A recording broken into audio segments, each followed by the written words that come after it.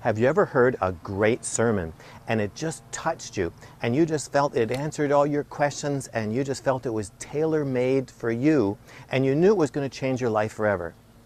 But a few days later, you realized that nothing has changed. Your behavior is no different. Or you may be watching my weekly videos, just like this one, and you know that every one of these videos is absolutely life-changing and will transform your life. But you may have watched my videos every week for a whole year, and you realize after that year, nothing has changed. You still think the same way, and your behavior is the same as it's always been. So why is that? How is it possible that you can be exposed to anointed, powerful, life-changing information and you can be unchanged? It's because your behavior is not controlled by what you know. It's controlled by what you believe. So if you want to change your behavior, you have to change what you believe. Now there's a huge difference between belief and knowledge. You see, knowledge is just information that's interesting and you file it so that you can sometime later say, yes, I know that. But belief is what you believe to be true about yourself, others, and God. Now, let me give you an example.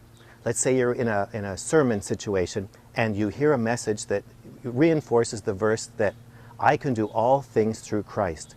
And you would nod to say, yep, I know that's true.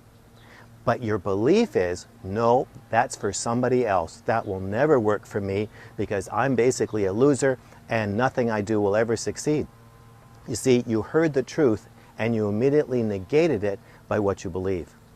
Now, where are all these beliefs stored?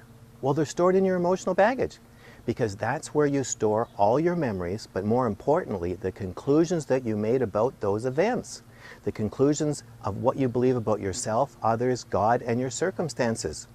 So if you came from a very functional and healthy home environment, you'd believe that you have confidence, you have self-esteem, and you have courage, so that when you hear truth, then you're willing to act on it and change your behavior because you know it's true, you have the confidence to do it.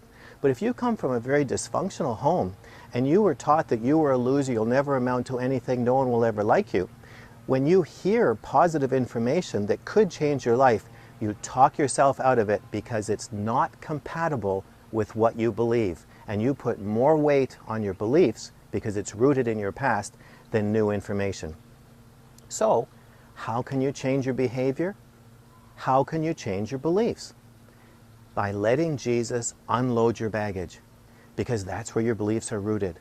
Allow Him to heal the wounds of your past. With Him to extract those lies that you've believed for so long. Replace it with His truth, because His truth will change your life.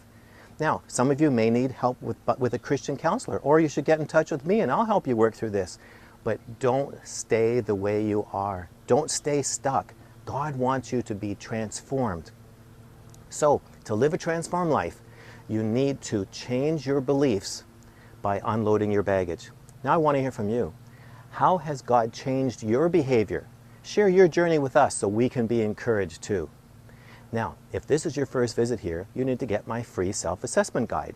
And to do that, just subscribe to my weekly email newsletter by filling out the subscription form, which you know where it is, it's always right there.